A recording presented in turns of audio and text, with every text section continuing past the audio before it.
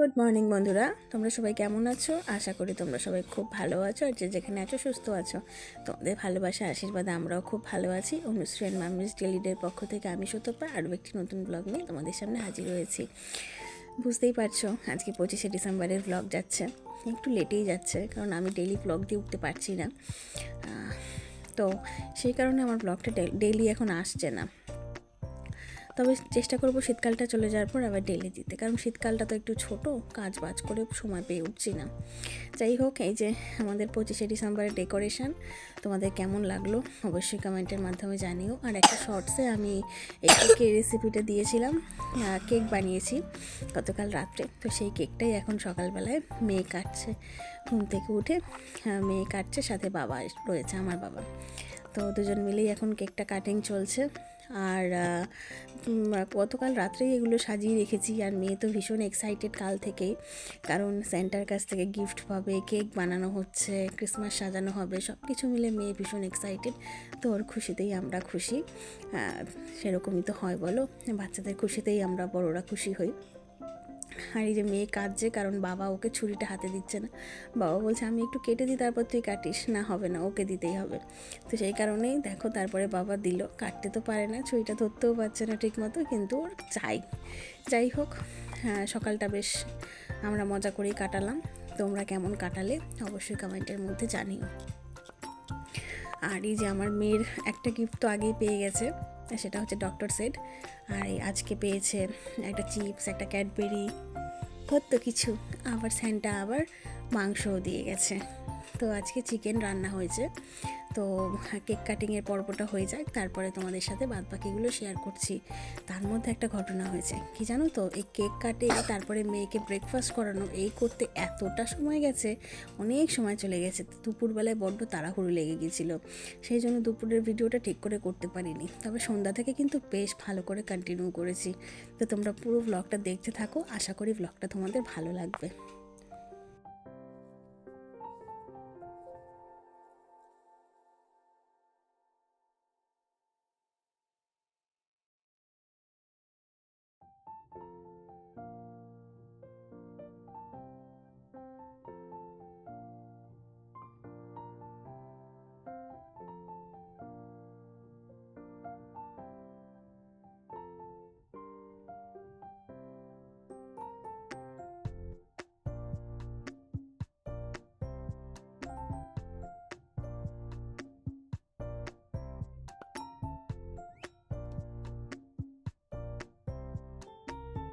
পঁচিশে December special breakfast, chowmein, সবজি দিয়ে, ডিম দিয়ে চাউমিন।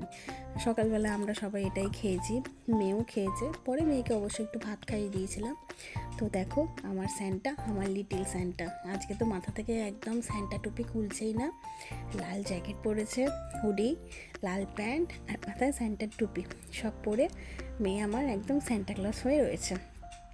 যাই হোক, ওদিকে খাওয়া দাওয়ার পর্ব সেরে চলে এসেছি রান্নাঘরে। বেশ অনেকটা বেলা হয়ে গেছে এখন, জানো প্রায় 11:30 মতন বাজে। আর আমার রান্না বান্না বলতে তেমন কিছুই হয়নি।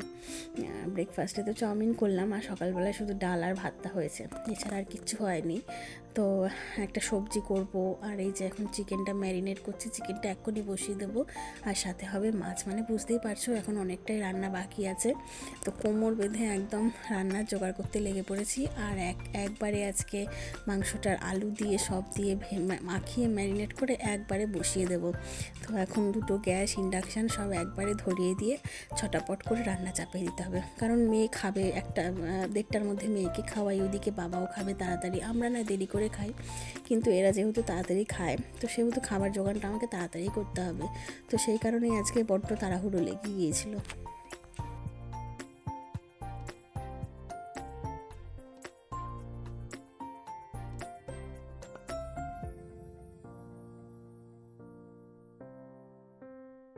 নিচে দেখো একদম রান্না বান্নার সমস্ত কিছু চাপিয়ে দিয়েছি। তার মধ্যে জানো না যে ঘর মোছাও হয়নি, মানে যেদিন লেট হয় তো সব দিক থেকে লেট হয়। সকালবেলায় দেখো আমি চুলটাও খোলার টাইম পাইনি, মানে গতকাল রাত্রে যে চুল বেঁধেছিলাম সেই চুলটাও আমি সকালবেলায় খোলার টাইম পাইনি। তো এইদিকে একবারে মাছ ভাজতে বসিয়ে দিলাম, ওদিকে রান্নাবান্না সব বসিয়ে দিয়ে আমি চলে এসেছি ঘর দর মুছতে।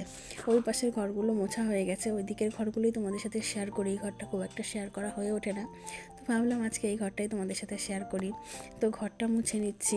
ভাগ্যিস আজকে জামা কাপড় কাচা রাখিনি, তো একটা বেরিয়েছে, ওই যেগুলো ডেলি ওয়্যার, এমনি জাস্ট জলে ধুয়ে দিলে হবে, তো সেটুকুই আছে।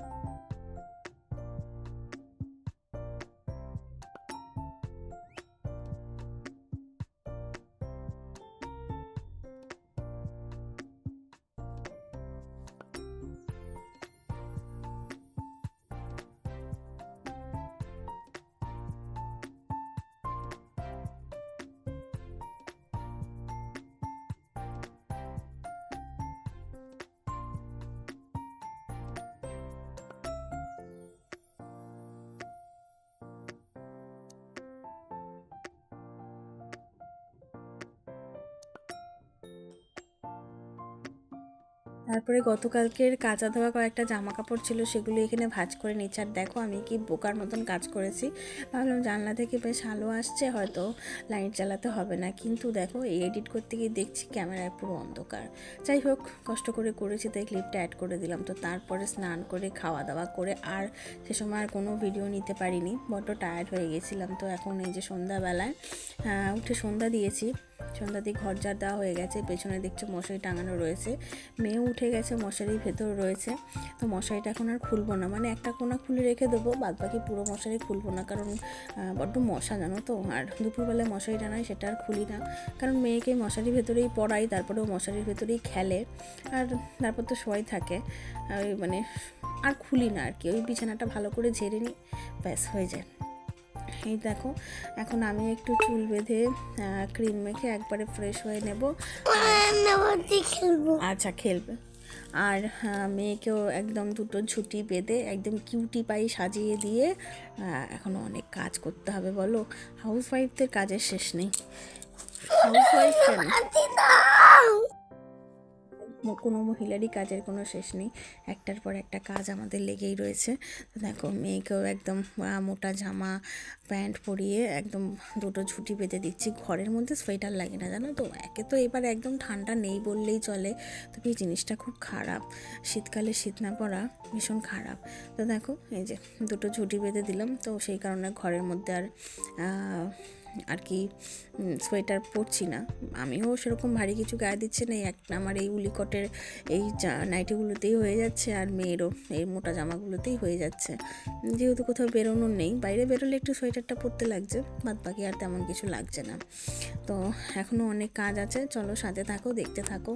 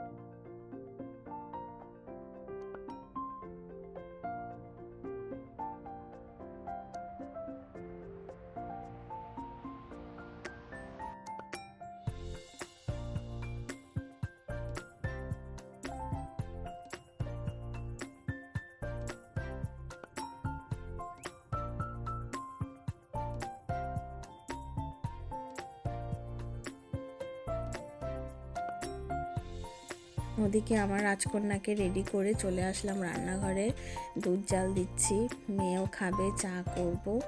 আর কদিন ধরে বেশ একটা ভালো কাজ করছে জানো তো, খুব ইচ্ছে ছিল জিনিসটা করার, তো সেটাই করছি। তো আমি ভাবলাম চলো তোমাদের সাথে শেয়ার করি যে আমি কি কাজটা করছি। তো এদিকে দুধটা বসিয়ে দিলাম আর ইন্ডাকশানটা একদম কমিয়ে দিয়েছি। দুধটা খুব ভালো করে ফুটুক, ততক্ষণে আমি আটা মেখে নিই। ভাবলাম শুধু রুটি করলেই হবে, রাত্রে জানো তো সকালে তরকারি রয়েছে। তা ভাবলাম যে দুধটা আর কি গরম করব, তারপরে ঠান্ডা হবে, তারপরে মেয়েকে খাওয়াবো। ততক্ষণে আমি বরং আটা মেখে রুটিটা করেই নিই। 12টা রুটি হবে, 12টা রুটি করতে খুব একটা সময় লাগবে না। তাই এই জন্যই ভাবলাম যে একবারে রুটিটা করে রান্নাঘরের কাজটা সেরে নিয়ে গিয়ে তারপরে মেয়েকে পড়তে বসাই। তো ওদিকে দুধটা তো জাল হচ্ছে আর আমি এদিকে আগে আটাটা মেখে নিচ্ছি।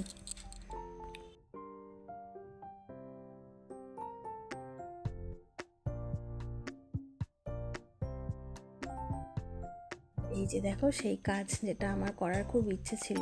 প্রত্যেক দিন একটু একটু করে দুধের সরটাকে এরকমভাবে তুলে একটা কন্টেনারের মধ্যে রাখছি।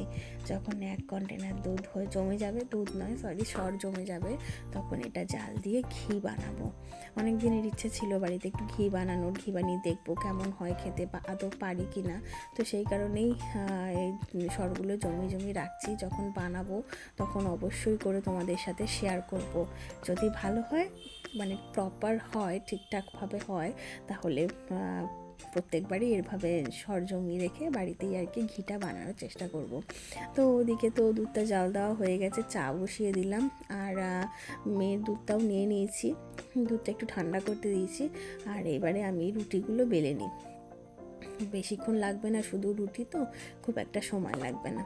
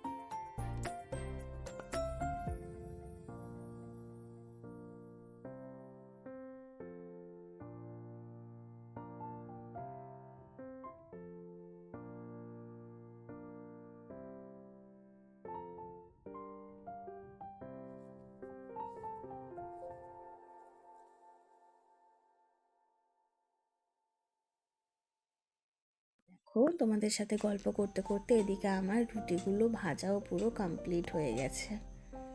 তারপরে চলে আসলাম একদম রান্নাঘর পরিষ্কার করে মশারির ভিতর।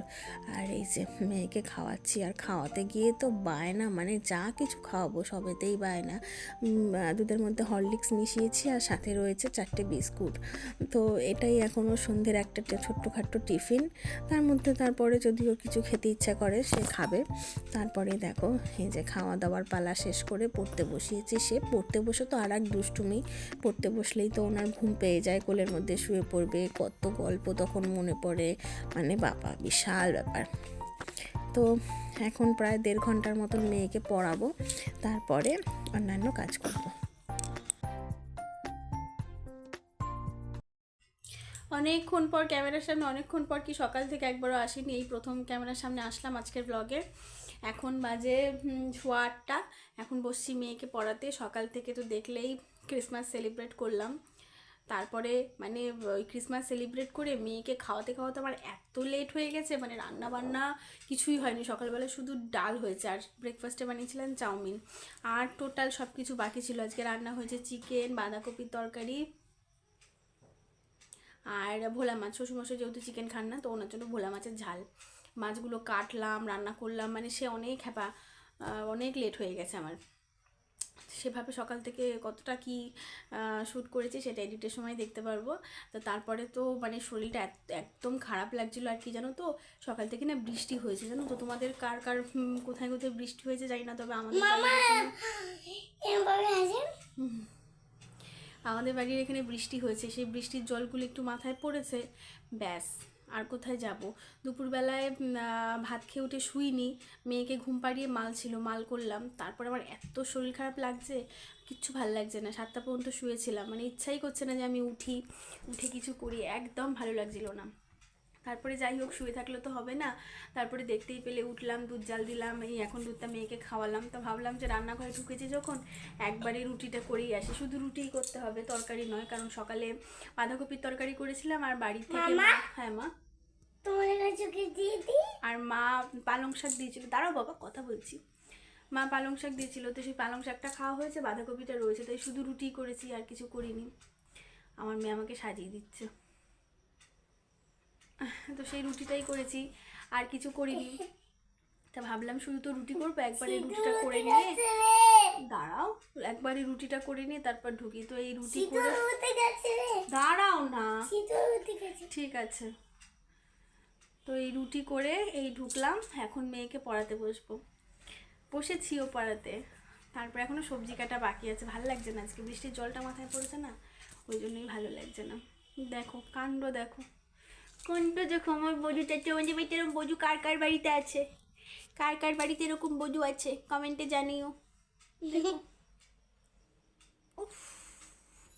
সাজিয়ে দিয়েছি, দেখো সাজিয়ে দিয়েছে, কেমন লাগছে আমাকে বলো তো। তাই দেখো সিঁদুর উঠে গেছে, সিঁদুরের মধ্যে দিচ্ছে আটাটা, হ্যাঁ চুলে লেগে যাচ্ছে, দেখ চুল দিয়ে ঝুলছে, এই দেখ। তো চলো আজকের মতন, ঠিক আছে চলো নামো, আজকের মতন চলো, এখানেই টাটা, বাই বাই, সবাই ভালো থেকো। আচ্ছা, সবাই ভালো থেকো, সুস্থ থেকো। ব্লগটা কেমন লাগলো অবশ্যই কমেন্টের মাধ্যমে জানিও, ভালো লাগলে ভালোবাসা দিও, তোমাদের ভালোবাসা পেলে তবেই আমার এই ছোট্ট পরিবারটি বড় হবে। তো চলো, সবাইকে জানাই আরও একবার ক্রিসমাসের অনেক শুভেচ্ছা, ভালোবাসা। সবাই খুব আনন্দ করো, এই তো পিকনিক সিজন শুরু হয়ে গেছে, সবাই জমিয়ে পিকনিক করো, সেফ থাকো, ভালো করে আনন্দ করো। চলো আজকের মতন টাটা, বাই বাই, দেখা হচ্ছে আবারও কালকে অন্য একটি ব্লগের সাথে। Tata, good night, good night বলে দাও, গুড নাইট বলে সবাই লাইক কমেন্ট সাবস্ক্রাইব করবে, সবাই লাইক কমেন্ট সাবস্ক্রাইব করবে, হ্যাঁ এটা ফ্লাইং কিসে দিয়ে দাও। চলো টাটা, টাটা।